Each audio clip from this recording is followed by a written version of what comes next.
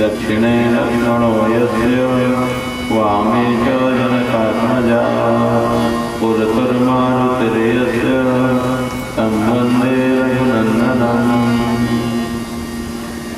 अतुलितबलधामं हेमशैलाभजेहं धनुजवनकृशानं ज्ञानिनामग्रगण्यं सकलगुणनिधानं वानराणामधीशं रघुपतिप्रियभक्तं वातजातं नमामि पीयूषां सुशिरोमणिकरतले पीयूषकुम्भे पीयूषद्युतिसम्पुटान्तर्गता पीयूषधारः मां पीयूषमयूखसुन्दरवपु पीयूषलक्ष्मीसखा पीयूषाद्रवर्षणस्वहरः प्रीणातु मृत्युञ्जयः प्रीणातु मृत्युञ्जयः प्रीणातु मृत्युञ्जयः बन्सी विभूषितकरान् नवनीरदारान्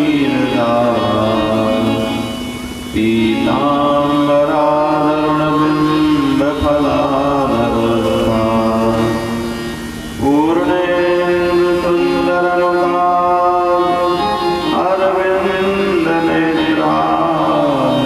कृष्णात् परं किमपि तत्त्वमहं न जाने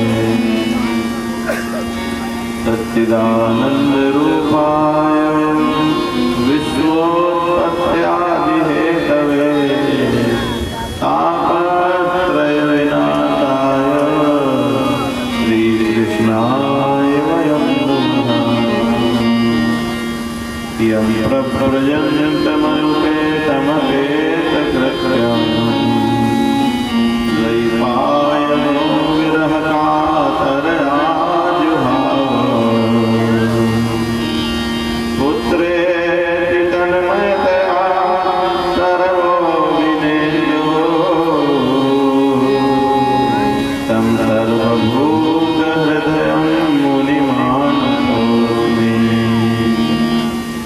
जन्माद्यस्य यतोऽन्वयादितरतश्चार्थेष्वभिज्ञस्यदा तेने ब्रह्महृदाय आदिकवये मुह्यन्ति यत्सूरयः तेजो वारिमृगां यथा विनिमयो यत्र त्रिसर्गो मृगा धाम्ना स्वेन सदा निरस्तकुहकं सत्यं परं धीमहि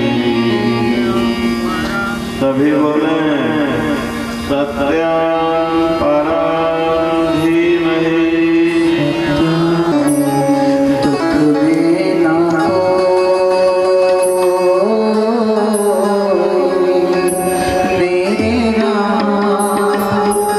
मेरे राम तेरा नाम मेरे साथ तू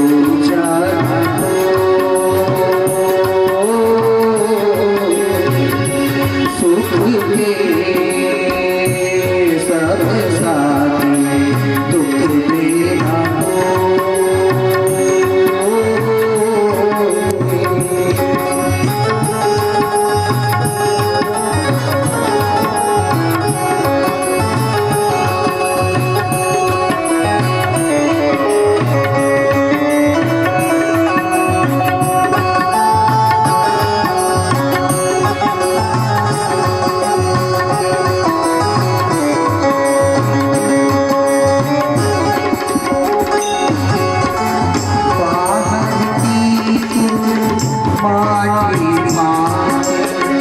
मन के भीतर क्यों ना झांके बाहर की तू माटी खाके मन के भीतर क्यों ना झांके राजा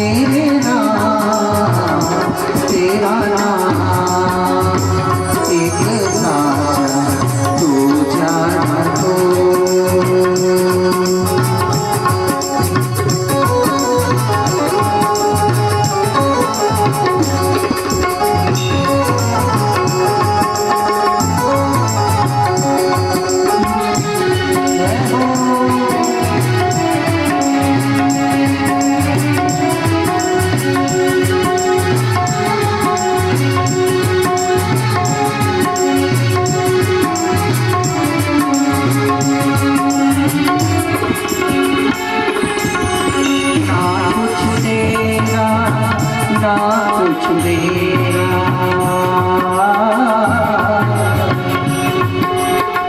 ना कुछ तेरा ना कुछ मेरा, ये जग जो वाला है। उजले तन पर मान किया, उजले तन पर मान किया, मन की मैंने न धोई, सुख के सब साथ तुम्हें ना दो।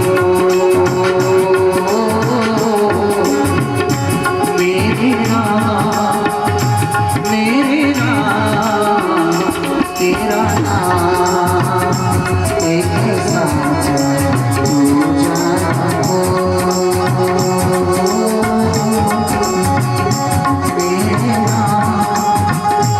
मेरे नाम तेरा नाम एक साथ पूजा हो।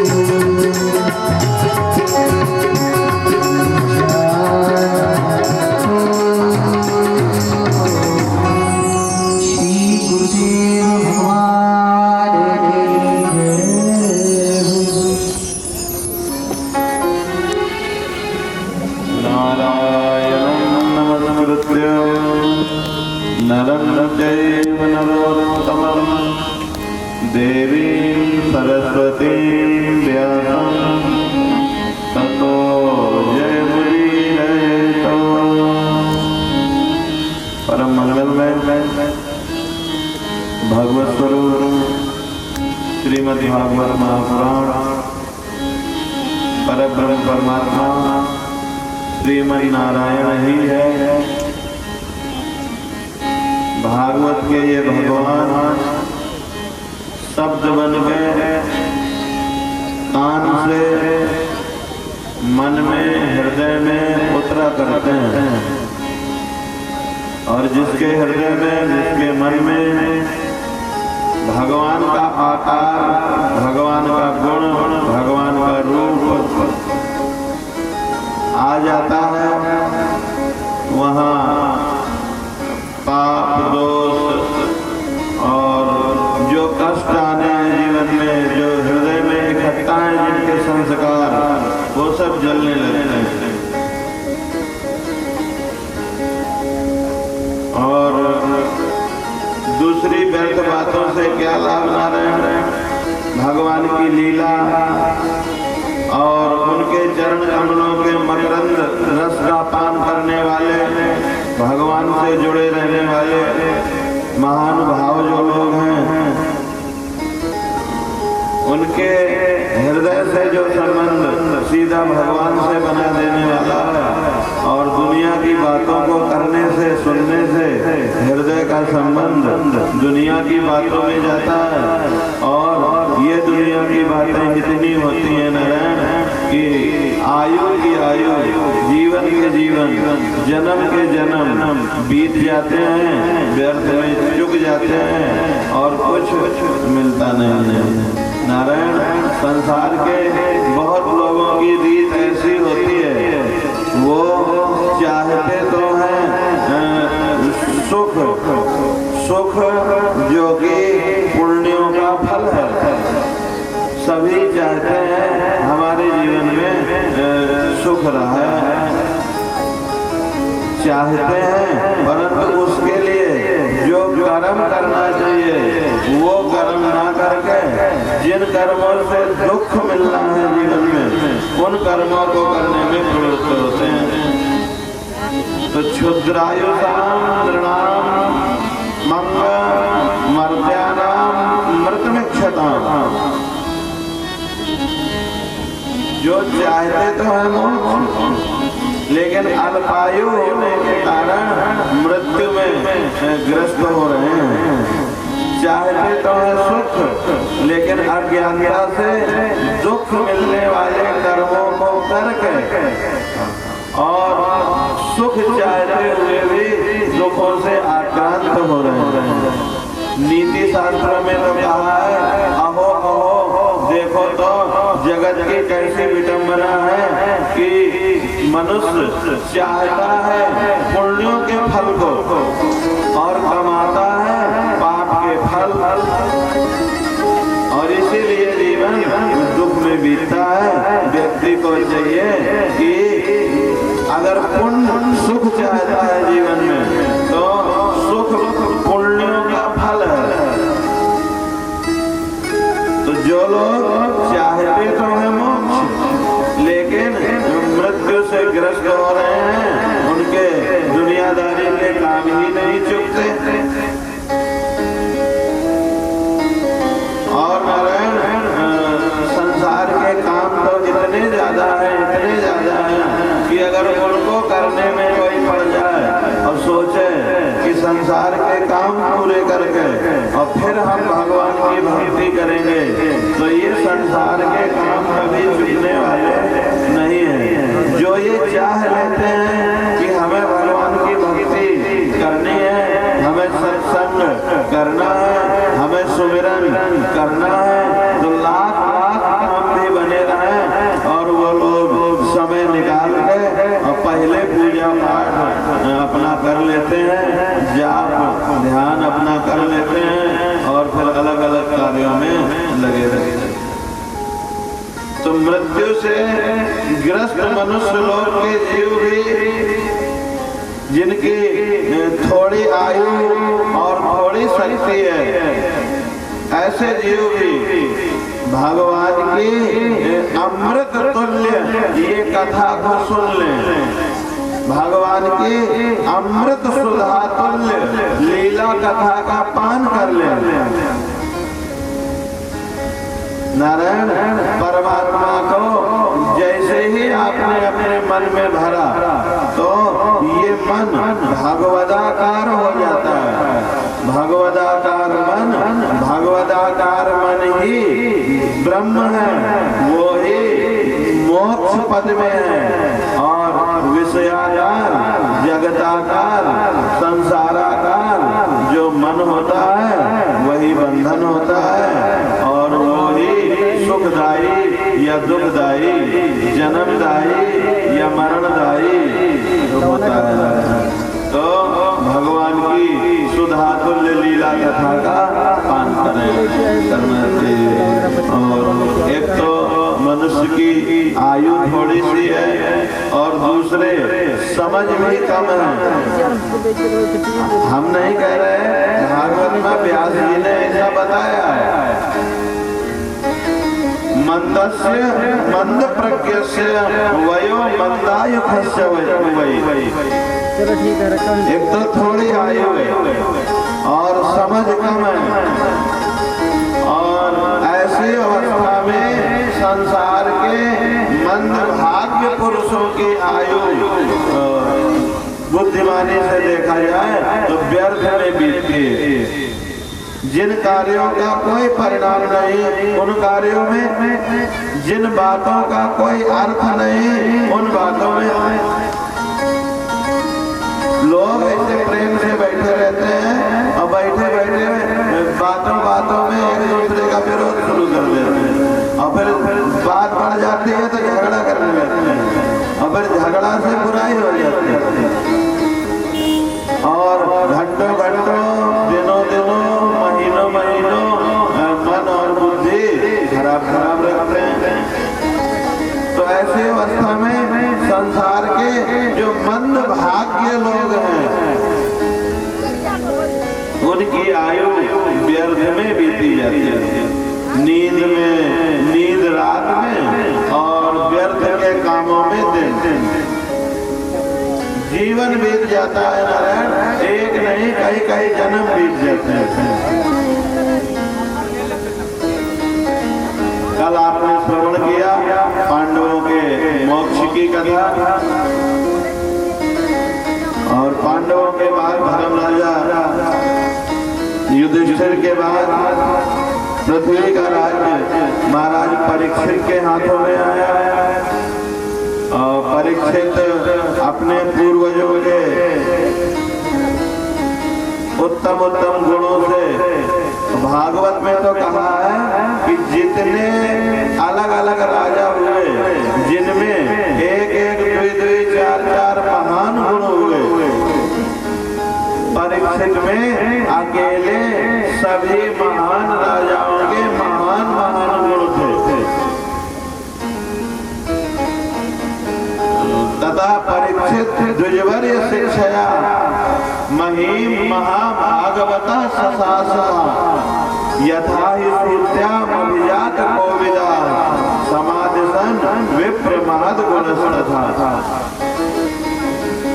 पांडवों के महाप्रयाण के बाद में भगवान के परम भक्त राजा परीक्षित श्रेष्ठ ब्राह्मणों को अपना मंत्री बनाकर अब पूरी धरती का शासन करते थे।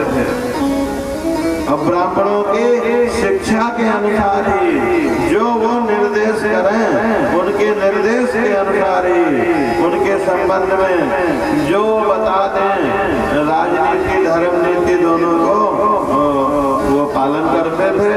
और जो अलग अलग राजाओं में महान गुण थे, वो सब राजा परीक्षित में अकेले वो उनका उत्तर की पुत्री इरावती के साथ विवाह हुआ और जन्मेजय आदि 4 संतानें नहीं। इन्होंने कृपाचार्य को ही अपना आचार्य बना के और गंगा के तट में नारायण 3 अश्वमेध यज्ञ उन्होंने किए। इन यज्ञों में देवताओं ने प्रत्यक्ष रूप से प्रकट होकर के और अपना भाग ग्रहण किया और इनमें ब्राह्मणों को बहुत पुष्कल दक्षिणा दी गई है। और एक बार दिग्विजय करते समय उन्होंने देखा कि शूद्र के रूप में कली राजा का वेश धारण करके एक गाय और बैल के जोड़े को ठोकरों से मार रहा था। तो उन्होंने पकड़ के उसे दंड दिया। एक बार राजा परीक्षित जा रहे थे और मार्ग में उन्होंने देखा एक गाय और बैल संस्कृत में बात कर रहे हैं और गाय रो रही है, आंखों से आंसू बह रहे हैं, बैल के 3 पांव टूटे हुए हैं। धर्म बैल का रूप बना के और एक पांव से घूम रहा है। एक स्थान पे गाय मिली, गाय के रूप में पृथ्वी मिली और पुत्र से दुखी माता के समान, पुत्र की मृत्यु से दुखी माता के समान वो गाय नेत्रों में आंसू भर के और रोती हुई दिखाई दी। उसका शरीर श्रीहीन हो गया था, तेजहीन हो गया था। तो वो बैल वृषभ गाय से पूछ रहा है, पृथ्वी से पूछ रहा है, कल्याणी तुम कुशल तो हो ना? तुम्हारा मुख मलिन है। जैसे किसी का कोई प्राण प्यारा और उसे छोड़ के दूर चला जाए और वो दुखी हो जाते हैं, ऐसे तुम दुखी हो। या मेरे पांव टूटे हैं, मैं तेरा बेटा हूँ और मेरे 3 पांव टूट गए हैं, एक ही पैर रह गया है, इसलिए तो नहीं तू दुखी है।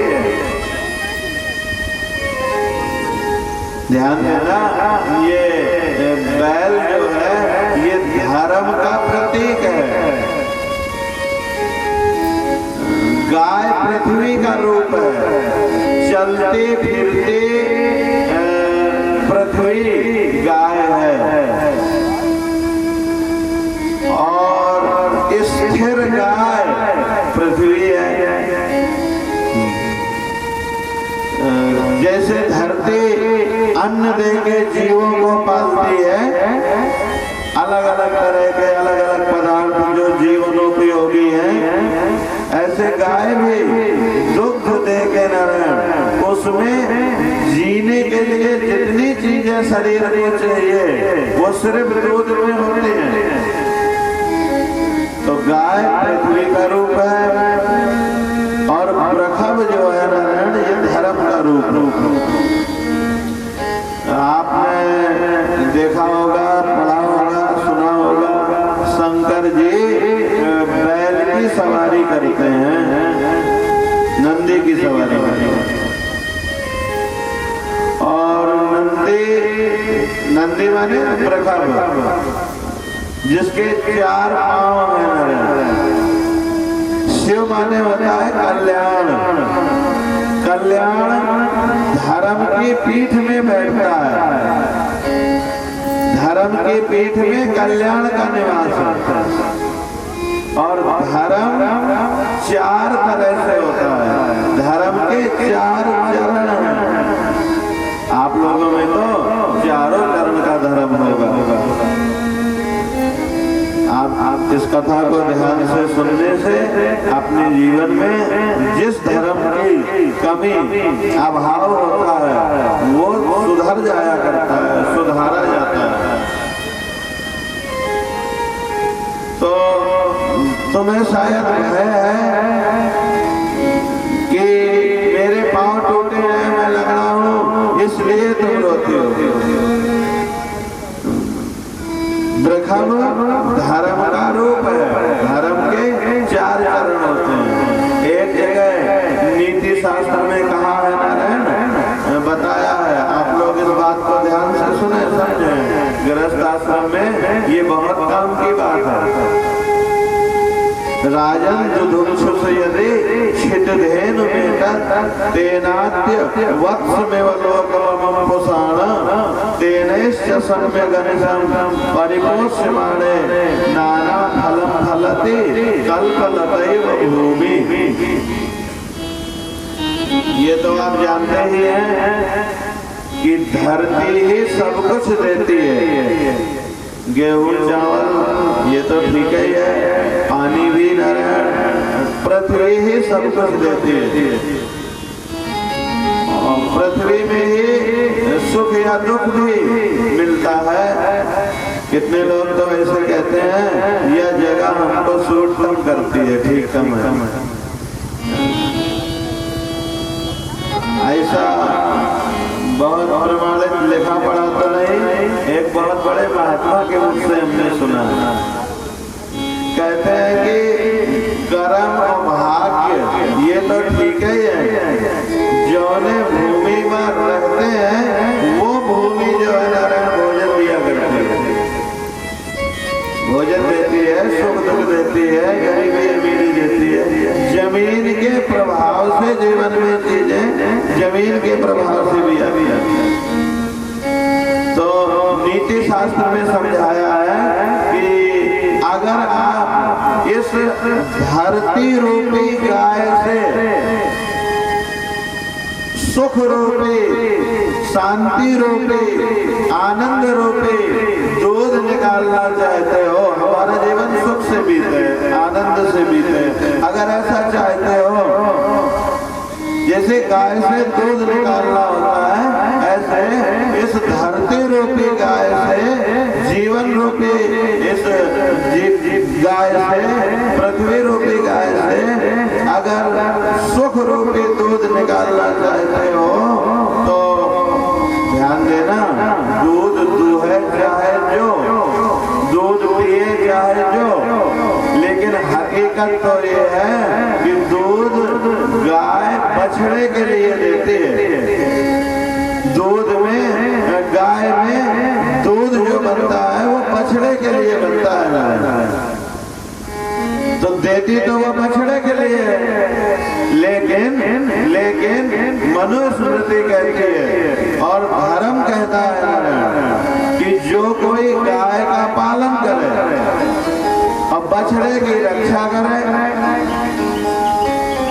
वो नारायण, वो दूध तो है और बछड़ों का पिवावे और खुद खाए भी और अपने का खिलावे, चाहे पेड़ा बनावे चाहे मक्खन बनावे, वो उसका अधिकार है।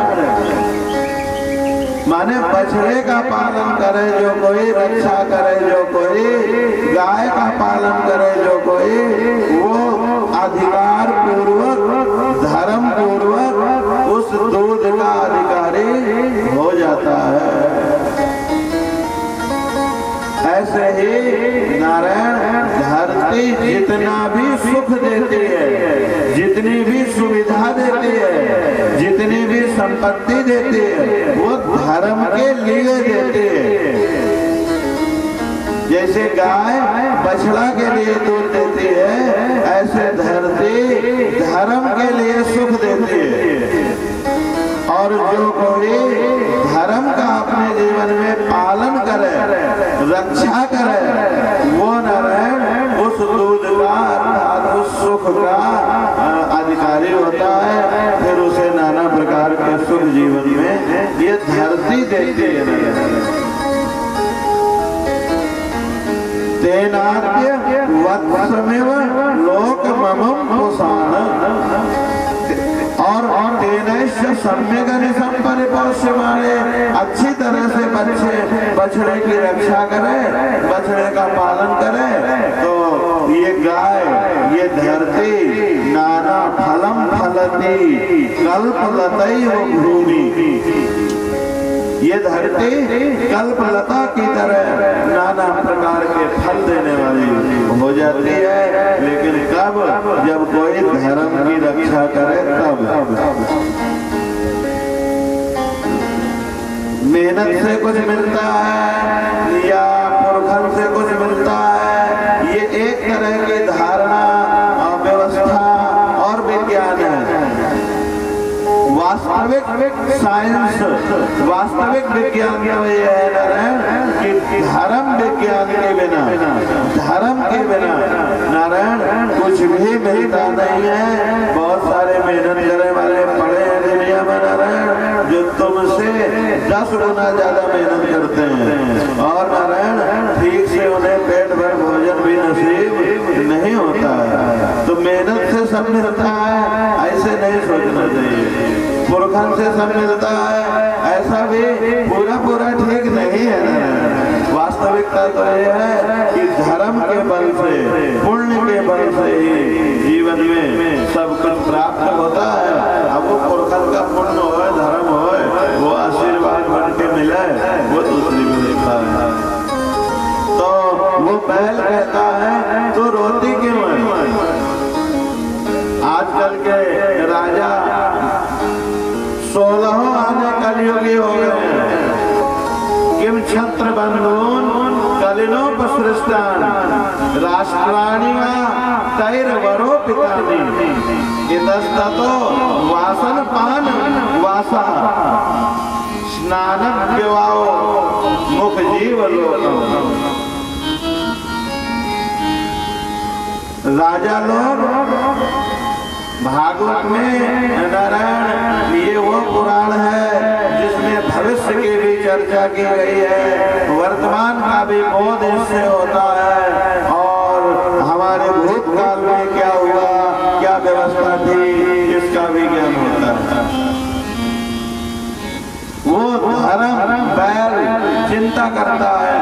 आजकल के राजा कलयुगी हो गए हैं, बड़े बड़े देशों को उजाड़ने की सोचने लगते हैं, बड़े बड़े देशों को उजाड़ने वाले हो गए। और तुम देशों के लिए चिंता कर रहे हो कि राजाओं के लिए चिंता कर रहे हो? तुम रोते क्यों हो पृथ्वी? ये धर्म की और धरती की चिंता है मैंने। धर्म और धरती आपस में बात करते हैं, ध्यान देना। धर्म और धरती ये दोनों से आप बने हैं, आपका संबंध है। धरती जो भी सुख देगी, जो भी कुछ देगी, वो सिर्फ धर्म के लिए देगी। और बैल कहता है अब समझ में आया, भगवान जब अवतार लेके आए थे तो अपने चरण आपके ऊपर छुआते थे, आपके ऊपर चलते थे, आपके ऊपर बैठते थे, आपके के मुंह में डाल लेते थे। भगवान ने लीला की और वो लीला संवरण कर लेने पर धरती से जब चले गए, उनके हस्त पादादिकों का लोप हो गया जब, तो आप दुखी हो रहे, दुर्बल हो गए। तो पृथ्वी कहती है, हाँ बेटा तू ठीक कहता है, तुम सब जानते हो कि मैं क्यों दुखी हूँ। भगवान चले गए इसलिए भी दुखी हूँ, राजा लोग कलयुगी स्वभाव के हो रहे हैं इसलिए भी दुखी हूँ, और तुम्हारे पांव टूटे हैं इसलिए भी दुखी हूँ। मेरे हृदय में दुखों के कई कारण हैं। पृथ्वी कहती है, जब भगवान रहते थे तो तुम्हारे चारों चरण ठीक रहते थे। सत्य धर्म का पहला चरण है, पवित्रता धर्म का दूसरा चरण है, तप धर्म का तीसरा चरण है, और दया कह लो, दान कह लो, दया दान धर्म का चौथा चरण है। वैसे तो धर्म के कई चरण हैं, लेकिन दिखता वो 4 चरणों में है। सत्यम, शौचम, दया, शांति, त्याग, संतोष, आर्जवम, समो, दमा, तपा, साम्यम, तितिक्षो, परति, श्रुतम, ज्ञानम, विरक्ति, ऐश्वर्यम, शौर्यम, तेजो, बलम, स्मृति, स्वातंत्र्यम, कौशलम, कांति, धैर्य, मार्दवमेव च। 39 अपराकृत गुण जो हैं उनका भी कल्याण करने वाले होते हैं। धर्म का पालन करने वाले में सत्य, पवित्रता आ जाती है, सत्य आ जाता है, दया आ जाती है, क्षमा, त्याग, संतोष, सरलता, सम, दम, तप, समता, तितिक्षा, उपरति, शास्त्र विचार, ज्ञान, वैराग्य, ऐश्वर्य, वीरता, तेज, बल, स्मृति, स्वातंत्र्य, कौशल, कांति, धैर्य, कोमलता, निर्भीकता, विनय, शील, साहस, उत्साह, बल, सौभाग्य, गंभीरता, स्थिरता, आस्तिकता, कीर्ति, गौरव और निरहंकारता। धर्म का पालन करने वाले को नारायण जो मिलता है वो अतुलनीय होता है। इसलिए बड़े बड़े चीजों को भी छोड़ने के बाद धर्म का त्याग, सब छूटे तो छूट जाए, लेकिन धर्म छूटना नहीं चाहिए। धर्म की रक्षा लोग जीवन दे करके भी करते हैं। लेकिन जब भगवान चले जाते हैं, लीला संवरण कर लेते हैं, तो धर्म कलयुग की कुदृष्टि का शिकार हो जाता है। भगवान रहते हैं तो धर्म अपने पूरे रूपों में रहता है, और भगवान जब चले जाते हैं, चाहे वो पूजा की जगह से चले जाएं, चाहे मंत्र के जाप से चले जाएं, चाहे ध्यान से चले जाएं, और चाहे वृंदावन से चले जाएं, और चाहे धरती से चले जाएं। जब सौंदर्य धाम श्री कृष्ण ने इस लोक से अपनी लीला संवरण कर ली, लीला समेट ली, वो पांच भौतिक जैसा दिखने वाला रूप समेट लिया। आना जाना भगवान का क्या होना है, लेकिन वो जो रूप लीला उन्होंने पूरी कर ली। और जब भगवान समिट गए और चले गए, तो ये संसार पाप में कलयुग की बुरी नजर का शिकार हो गया। और भगवान चले गए तो कलयुग का जोर चला।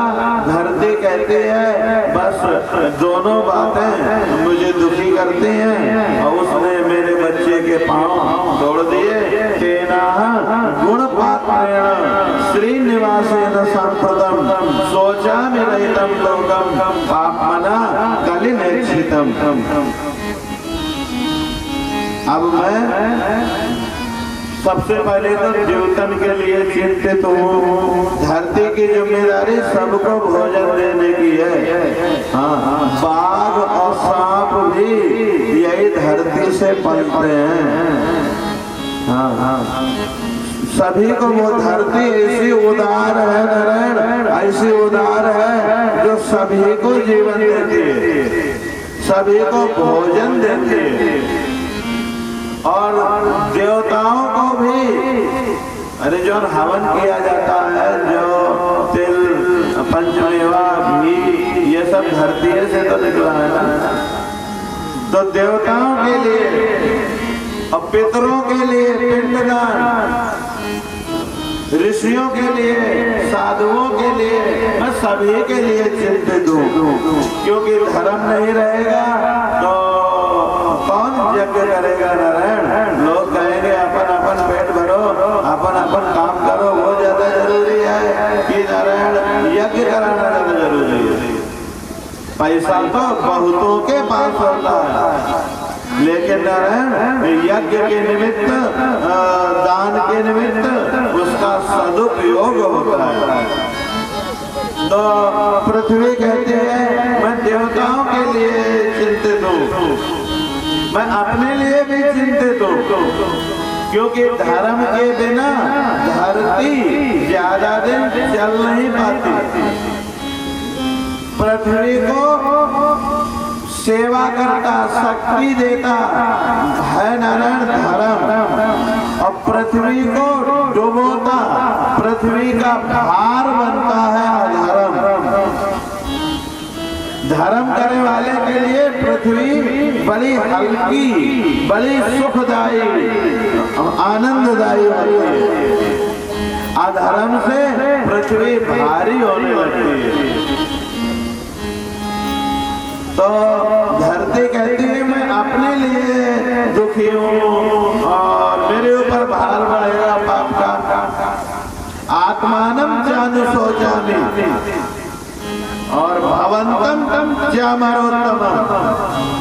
मैं तुम्हारे लिए, धर्म के लिए भी चिंतित हूँ, अपने लिए भी चिंतित हूँ, और देवताओं के लिए भी चिंतित हूँ, पितरों के लिए भी चिंतित हूँ, ऋषियों के लिए, साधुओं के लिए, और ब्राह्मण, क्षत्रिय, वैश्य, शूद्र चारों वर्णों के लिए चिंतित हूँ।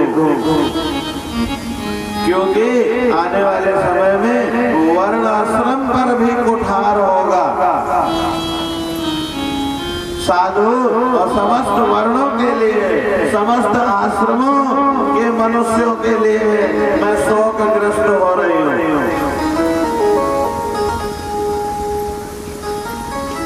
और नारायण धरती अपनी चिंता बताती है, जिनकी कृपा कटाक्ष पाने को एक नजर पड़ जाए, ऐसी इच्छा रखते हैं नारायण ब्रह्मा जी, शंकर जी, इंद्र। ये नारायण कई वर्षों तक तपस्या करते हैं कि भगवान की एक दृष्टि हम पर पड़ जाए, एक नजर भर के भगवान को हमें दर्शन करने को मिल जाए। ब्रह्मादयो बहुतिथम यद पांग मोक्ष कामां तपा समचरण भगवत प्रपन्ना शास्त्रे स्ववासमरविंद वनं विहाय यद्पाद सौभगमलं भजते नुरनुरा। जिनकी कृपा कोर पाने को, कृपा कटाक्ष प्राप्त करने के लिए ब्रह्मा आदि भगवान, इंद्र आदि देवता शरणागत हो गए, बहुत दिनों तक करते हैं। और जिनके लिए लक्ष्मी जी अपने निवास स्थान कमल वन को भी छोड़ कर, लक्ष्मी को सबसे प्रिय कमल वन है, लेकिन भगवान के चरण कमल जब उन्हें याद आते हैं तो वो कमल वन को छोड़कर भागी भागी शेषनाग के पास पहुंच के भगवान के चरण में लिपट जाते हैं। याश्री स्ववास मरविंद वनम विहाय, जहाँ लक्ष्मी जी स्वयं जो है नारायण अपने निवास स्थान कमल वन को छोड़ के और जिन भगवान के चरण कमलों की सुभग छत्र छाया का सेवन करती हैं, वो चरण भगवान के जिनको लक्ष्मी नहीं छोड़ना चाहती वो मेरे ऊपर पड़ते थे। वो चरण कैसे हैं? भगवान के चरण, उनके चरणों में कमल का चिन्ह बना, वज्र अंकुश ध्वजा ये चिन्ह युक्त है। श्री चरणों से विभूषित होने के कारण धरती कहती है मुझे बड़ा गौरव प्राप्त हुआ था। भगवान के चरण मेरे ऊपर पड़ते थे और भगवान ने मुझ अभागिन को छोड़ दिया। मेरा तो सारा ऐश्वर्य सौभाग्य ही चला गया। तस्याहमब्ज पुलिसान उसके तुके तये श्रीमद्पदैर भगवतः समलंकृतांगे त्रेनत्यरोच उपलभ्य ततो विभूतिं लोकान् समां विसृजतुस्मयतीं तदन्ते।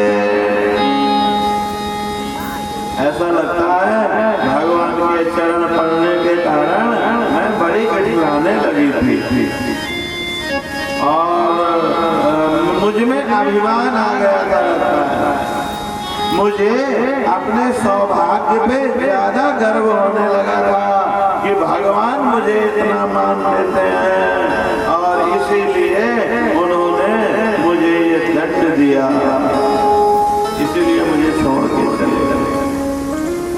और तुम अपने 3 पांव कम होने के कारण मन ही मन कुड़ते हो,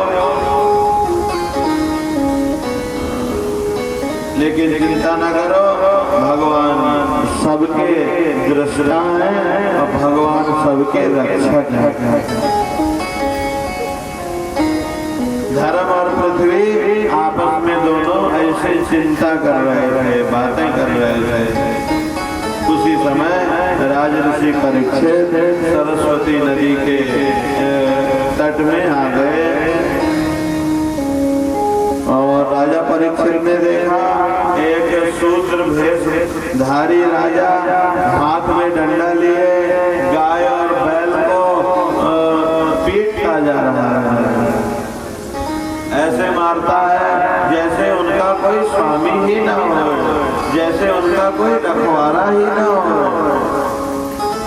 और बैल बेचारा एक पांव से खड़ा हुआ, वो सफेद रंग का बैल जो कमजोर हो गया था, एक पांव से खड़े खड़े कांप रहा था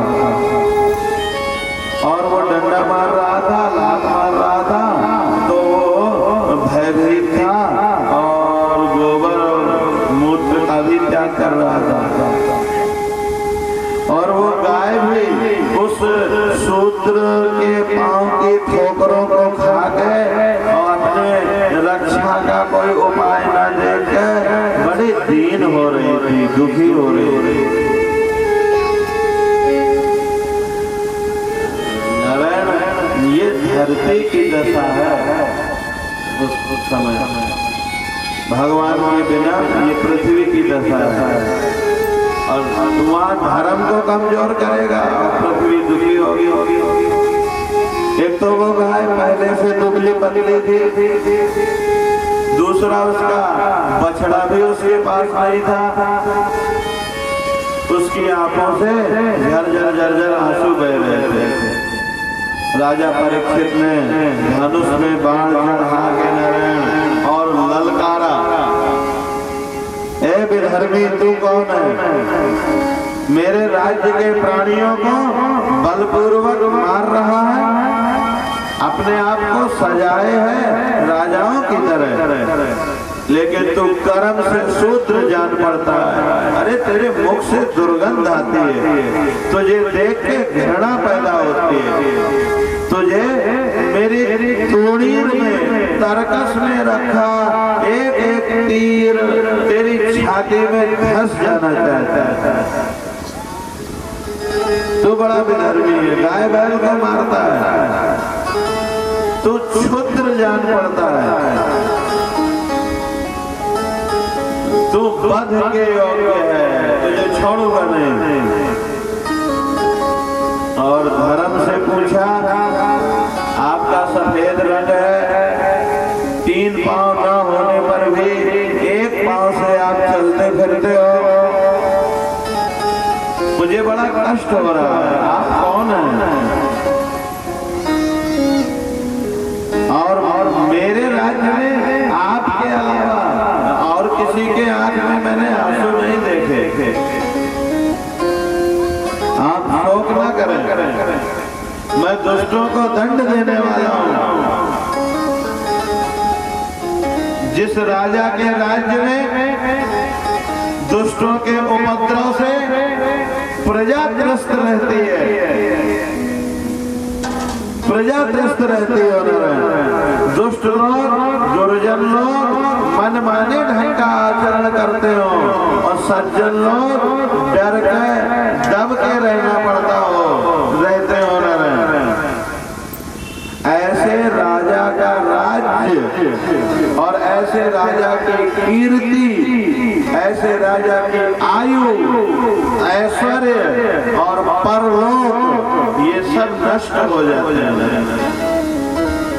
यस्य राष्ट्रे प्रजा सर्वा त्रस्यन्ते साध्य साधुभिः तस्य मर्त्यस्य नश्यन्ते कीर्ति आयुर्भवो गतिः। एष राज्ञा अरो धर्मो ह्यार्ता नामार्ति निग्रह अतएनं वधिष्यामि भूतद्रुहम सत्रम।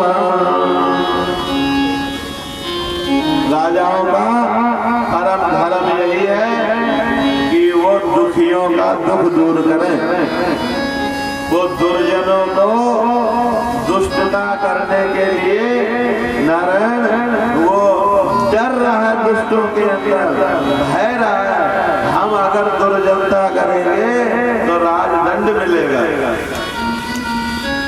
और ये राजा माने सिपाही और पुलिस और ये भय ना हो कोर्ट कचहरी का तो नारायण बड़े उपद्रव बढ़ जाए, धरती में सज्जनों का जीना दुर्भर हो जाए। इसीलिए राजधर्म या राजतंत्र बनाया जाता है। तो राजाओं का परम धर्म यही है कि वह दुखियों का दुख दूर करें। राम बड़े धार्मिक हैं, बड़े धार्मिक। राम के राज्य में ऐसी व्यवस्था है कि एक कथा मिलती है आनंद रामायण में, एक कुत्ता एक बार आधी रात को राम के दरबार में न्याय मांगने गया था और राजा राम आधी रात को उसका निर्णय किए थे। ये कोनो विधायक जी और मंत्री जी की बात हम नहीं कर रहे हैं, ये नारायण जो पूरी धरती का सम्राट थे, एक देश के नहीं, एक प्रदेश के नहीं, उस सम्राट के पास एक कुत्ता निर्णय के लिए गया तो राम ने उसी समय निर्णय दिया। कथा का विस्तार होगा। एक साधु भोजन और रास्ते में एक कुत्ते ने उनको छू लिया, एक बार दो बार कई बार। तो साधु ने उठा के पत्थर और उसको गुस्से में मार दिया, उसके पांव टूट गया। और पांव टूट गया तो कुत्ता किसी तरह राम दरबार में पहुंचा। एक ऐसी जगह बनी थी जहाँ अपना क्या बोलते हैं उर्दू में फरियाद करे वाले जो है नारायण, जो उनको अपना कष्ट है राजा से जो निवेदित करना है, उसके लिए वो बैठते थे नारायण। वहाँ बैठे तो राम अपने कक्ष से देख लेते थे, वो जगह उनके सामने दिखती थी। तो देखा रात में एक कुत्ता आके बैठा है। लक्ष्मण को बुला के कहा, लखन देखो तो न्याय के स्थान में, न्याय के भवन में एक कुत्ता बैठा है। लक्ष्मण जी रात में ही जाते हैं। उसने बताया पत्थर मार के मेरा पांव तोड़ दिया है, मैं न्याय मांगने आया हूँ। तो लक्ष्मण जी ने कहा रात बहुत हो गई है, तुम्हारी पट्टी दवाई करा देते हैं और खाओ पियो, और सुबह राम परमात्मा जब आएंगे राजा राम तो निर्णय करेंगे, न्याय करेंगे। लक्ष्मण जी चले गए और वो कुत्ता वहीं बैठा रहा। उसे राम का स्वभाव पता था। लक्ष्मण जी का तो कर्तव्य ही है कि राम को सुविधा दें, आराम दें, लेकिन कुत्ते को राम का स्वभाव पता था। कुत्ता वहीं बैठा रहा। राम ने लक्ष्मण से पूछा है क्या बात है? बोले महाराज बात सुबह हो जाएगी, उसको हमने सुबह के लिए कह दिया। बात क्या है? तो बता दिया उसका पांव टूट गया है, किसी ने पत्थर मारा है, वो न्याय मांगने। आधी रात को राजा धीराज राम अपने कक्ष से निकल के और न्याय करने उस कुत्ते के पास जाते हैं। क्या बात है? मेरा पांव तोड़ दिया। सुबेरा हुआ, साधु को बुलाया, हमारा न्याय होगा, तुमने इन्हें क्यों मारा? उस साधु ने बताया मैं इसके कारण कई दिनों तक भूखा रहा। मैं भिक्षा लेके आता था और ये मुझे छू लेता था, फिर इसी को फेंक के और मैं चला जाता था। तो कई बार ऐसा हुआ। और फिर जब मुझे भोजन ही ना मिला कई दिन, तो मैंने पत्थर उठा के मार दिया। तो राम ने उस समय न्याय दिया। आपके हिसाब से, आज की राजनीति के हिसाब से क्या न्याय बनेगा भगवान जाने, लेकिन राम ने न्याय दिया। देखो वो कुत्ता पशु है, वो धर्म अधर्म, छूना ना छूना वो नहीं जानता है। वो अपने स्वभाव के अनुसार कार्य करेगा। मानव का स्वभाव बड़ा होना चाहिए। मानव प्रकृति का, सभी जीवों का माता पिता होते हैं। उन्हें सबकी रक्षा, सबका पालन करना चाहिए। अलग अलग जीव अपने अपने स्वभाव का काम करेंगे। इसका मतलब ये नहीं कि उन्हें दंड दिया जाए, उनके पास बुद्धि नहीं है। और कुत्ते से कहा निर्णय ये दिया कि जो तुम्हें दंड देना हो सो इन्हें दंड दो। और फिर दंड का दिया, उसकी चर्चा नहीं करनी है बाद में। तो राम का ऐसा राज्य था कि एक कुत्ते का भी अगर न्याय की बात आ जाए तो राम उसके साथ भी न्याय करते थे। लेकिन अब तो समय ही दूसरा है। राजा ने पूछा है बैल से, धर्म से कि आपके 3 पांव किसने तोड़े? आप धर्म का तत्व जानते हैं। 4 पैर से चलने वाले आपके 3 पांव किसने तोड़े? और आपको डरने की जरूरत नहीं है, अब मैं आपकी रक्षा करूंगा।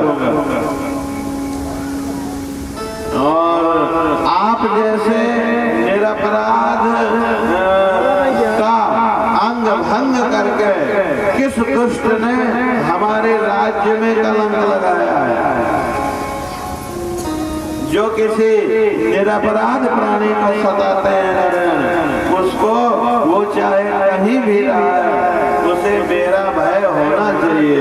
मेरा भय माने राज भय रहना चाहिए, रहता है।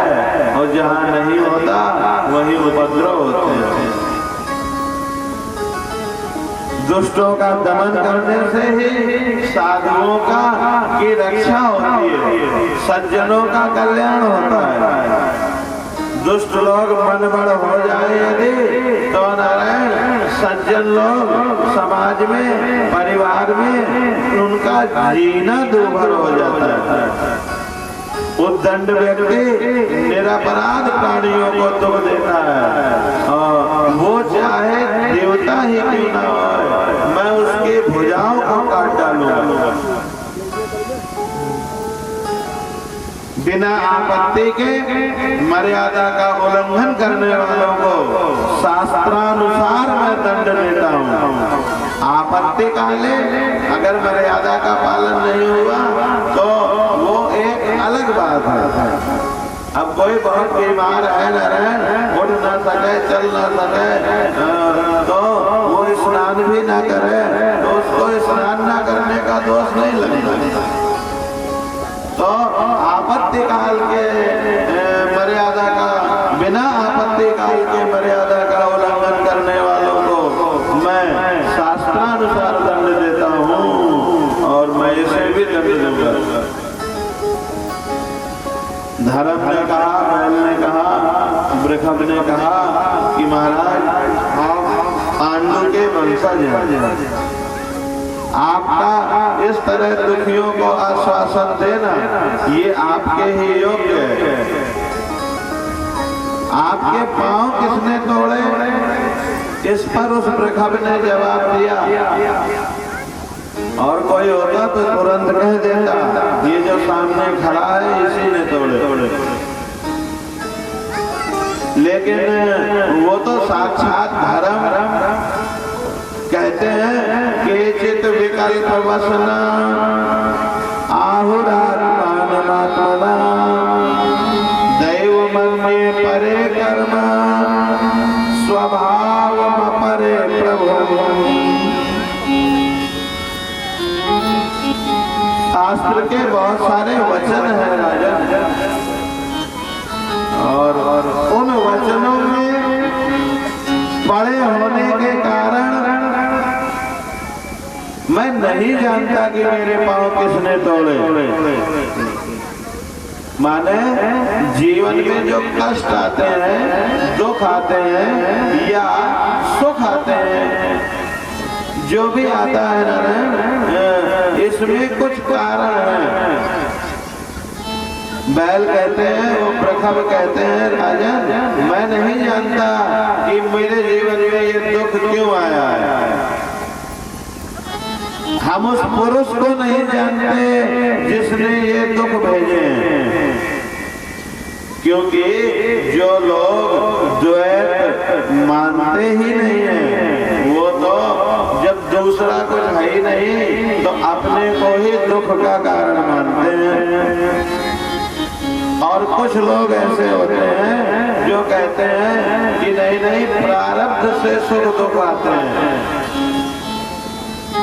कुछ लोग कर्म को दुख का कारण मानते हैं। आप